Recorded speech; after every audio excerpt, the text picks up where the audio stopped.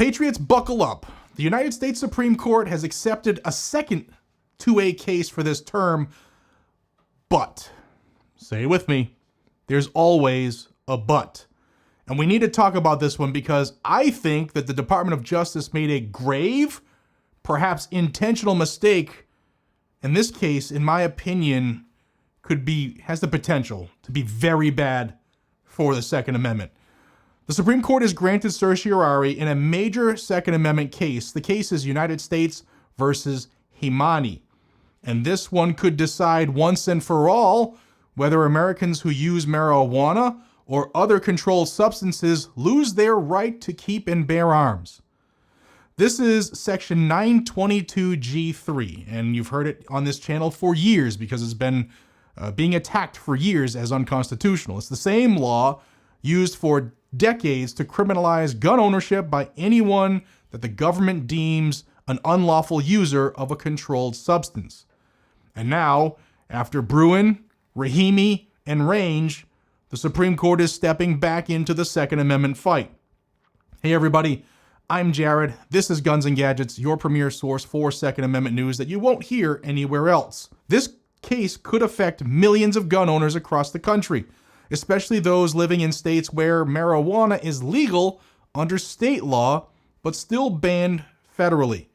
And for the first time, the High Court will decide directly whether the government can strip you of your Second Amendment rights just for using a substance that's legal in half the nation. Now let's break down exactly what this case is, why the government is fighting hard to keep the ban, and how this decision could reshape the Second Amendment law across America.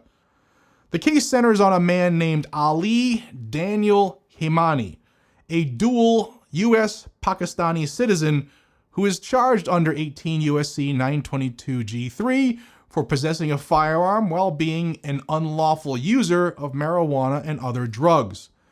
He wasn't accused of using drugs while holding the gun. He wasn't high during a crime. He was simply a habitual marijuana user, and that was enough for federal prosecutors to say, you lose your Second Amendment rights, bud. Now remember, I said there was a but. Now let's pause right here for a minute and learn more about our subject, our plaintiff, Ali Daniel Hemani. Like I said, he's a dual citizen of the United States and Pakistan, and his actions have drawn the attention of the Federal Bureau of Investigation. Let's talk about a couple instances here. In 2019, a search of his phone at a border crossing revealed communications suggesting that he was poised to commit fraud at the direction of suspected affiliates of the Iranian Revolutionary Guard Corps, a designated foreign terrorist organization. In 2020, Hemani and his parents traveled to Iran to participate in a celebration of the life of Qasem Soleimani, an Iranian general and a terrorist who had been killed by an American drone strike the month before. Hemani's mother was captured on video telling an Iranian news agency that she prayed her two sons, which includes our respondent, would become martyrs like Soleimani. Now, the respondent here, Hemani, also maintains weekly contact with his brother, who attends an Iranian university that the United States government has designated as having ties to terrorism. And Hemani himself has told law enforcement officials that if he knew about an imminent terrorist attack by a Shia brother that would kill innocent people, he would not report it to the authorities. Now, he's also a drug dealer, according to the filing, who uses illegal drugs. And text messages recovered from his phone showed that he used and sold illegal drugs, and some that he said he found addictive that he uses. He also used cocaine and marijuana. Now, the FBI obtained a search warrant of his family home, and they found a Glock 9mm pistol. I guess we're calling those pre-V versions. They also found 60 grams of marijuana and 4.7 grams of cocaine. Hemani told FBI that he used marijuana about every other day, And he also mentioned that the cocaine which had been found in his mother's room, in fact, belonged to him. He is kind of like our boy Hunter Biden. Now, a grand jury charged the respondent with violating 18 U.S.C. 922 G3, which makes it unlawful for any person who is an unlawful user of or addicted to any controlled substance to possess a firearm or affecting commerce. Now, this prosecution rests on his habitual use of marijuana, but it would seem as though this is another terrible plaintiff here, and one that allegedly is a terrorist, or at least has ties to terrorism. Now, the self-proclaimed most pro-2A Department of Justice ever handpicked a literal terrorist to be the defendant in the next Second Amendment Supreme Court case. And as Attorney General Pam Bondi knows very well, bad facts make bad law, just like U.S. versus Rahimi, which was handpicked by Biden's Department of Justice. Now, the Fifth Circuit Court of Appeals, the same circuit that gave us Rahimi and Daniels, struck down this law in question as unconstitutional, saying that the government can't ban people from owning firearms just because they use drugs unless they're actually under the influence or impaired while armed. And that ruling created a three-way circuit split. The Seventh Circuit upheld the law, the Eighth Circuit struck it down differently, and the Fifth Circuit said it is unconstitutional in almost every case. And that's what sent this issue straight to the Supreme Court. The Justice Department, led by Solicitor General John Sauer here, filed this petition for certiorari asking the Supreme Court to reverse the Fifth Circuit and reinstate the ban. Again, the self-proclaimed most 2A-friendly Department of Justice in the history of this nation is defending this infringement. They're arguing that Section 922 G3 is consistent with the nation's historical tradition of firearm regulation. Their logic? They say drug users today are no different than habitual drunkards in the founding era, who were often disarmed or jailed under local laws. The DOJ claims that Congress has always had the power to temporarily disarm people who pose a risk of misusing firearms, like felons, the mentally ill, or those who are addicted to drugs. They also argue that this restriction is not permanent because anyone can restore their gun rights by simply quitting drugs. I don't think they've actually followed through with that claim, so there's that. And that's their biggest talking point here, that this is a temporary restriction. But here's the kicker. Even the Solicitor General here admits that millions of law-abiding Americans could fall under this rule since marijuana remains illegal federally no matter what the state says. So while it's framed as a public safety measure, it effectively criminalizes an entire group of citizens, not because they're violent, but because they're not in lockstep with federal drug law. And after the Supreme Court's Bruin decision in 2022, which told lower courts that they must uphold gun laws only if they align with historical tradition, Section 922 G3 started getting hammered in courtrooms. And after case after case challenged this brings us here.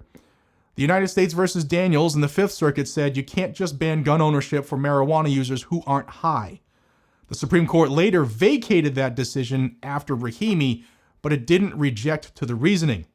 And then came the United States versus Connolly in 2024, where the Fifth Circuit doubled down, saying there's no historical justification for disarming a sober person who occasionally uses marijuana. So the DOJ used Hemani's case as their vehicle, a clean test, they say, a clean test case to get this issue back before the Supreme Court. And now they've got it.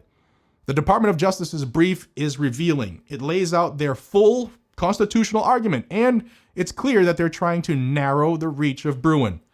They argue that founding-era laws disarm drunkards and vagrants, so Congress can disarm drug users today.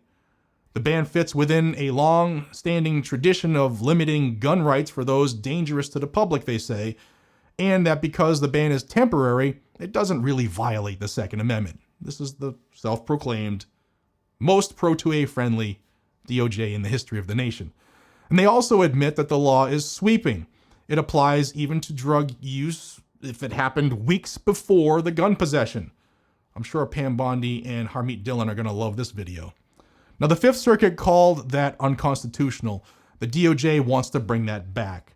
They even cited a danger to police officers, arguing that drug users pose a grave risk of armed hostile encounters with law enforcement while impaired. And that's their way of saying if you use marijuana, even if it was 29 days ago, you are too dangerous to own a gun. Now, think about that for a second. Half of the states in this country, whether you agree with it or not, have legalized marijuana.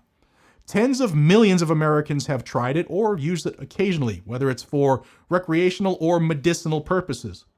And the Department of Justice just told the U.S. Supreme Court that every single one of them could be and should be legally disarmed. Now, this case really isn't about drugs. It's about the power of the federal government to label whole classes of people as dangerous and strip them of their constitutional rights without due process. Today, it's marijuana users. Tomorrow, it could be veterans on anxiety medication, or anyone taking a prescription that the government later decides to classify as a controlled substance. The Fifth Circuit said that logic doesn't hold up under Bruin. The Second Amendment protects the people, not the government's favorites. And the Founding Fathers would have never stood for a rule that allows Congress to say, you had a joint last month, so you lose your rights. The Supreme Court granted cert, which means they'll hear arguments later this term, probably early in 2026, and expect major amicus briefs from groups like GOA and SAF and FPC here, all pushing to strike this law down. But on the other side of the coin, the Department of Justice will have the support of anti-gun states, public health groups, and the usual crowd of gun control morons and organizations trying to preserve every tool they have to disarm people. And while it's too early to predict the outcome now, this court has already shown in Bruin and Rahimi that it's willing to hold the line on the Second Amendment, but they do not tend to rule in favor of criminal plaintiffs, which is what we have here with Hemani. So here's the bottom line. If the Supreme Court sides with Hemani, it could wipe out the drug user prohibition nationwide, restoring rights to countless law-abiding Americans. If they side with the DOJ, it could cement the idea that your lifestyle choices, not your actions, determine whether you get to keep your rights. Either way, this is one of the biggest Second Amendment cases of the year. And before we wrap up, if you love America and you love your coffee strong, check out Blackout Coffee, made right here in the United States of America by patriots who believe in the same values that we fight for every single day. Every bag is small batch roasted, bold and fresh, never sitting in a warehouse for months like the big brands. So start your morning with a brew that tastes like freedom. Head on over to blackoutcoffee.com/GNG, use code GNG10 to save 10% on your order, and make sure you check out our subscriptions because we have a flavor of the month program and a Roaster's Choice program, and these products do not make it to the store regularly. They're only for the subscribers. So check us out. Patriots, this case could reshape how the Second Amendment applies to millions of Americans. I'll be tracking every filing, every argument, and every brief as it hits the document. So if you haven't yet hit the subscribe button to stay in the know, especially about this case, ring the bell so that you don't miss anything, and stay tuned for the truth about your rights. YouTube has been playing games with the reach of this channel, so please physically come back to this channel every single day, because lately I've been putting out 2 to 3 videos a day, and if you're not seeing them, YouTube hates us. So check back often. I'm Jared, this is Guns and Gadgets, the premier source for Second Amendment news, and as always, stay safe, stay vigilant, stay free, and carry a gun. Take care, America.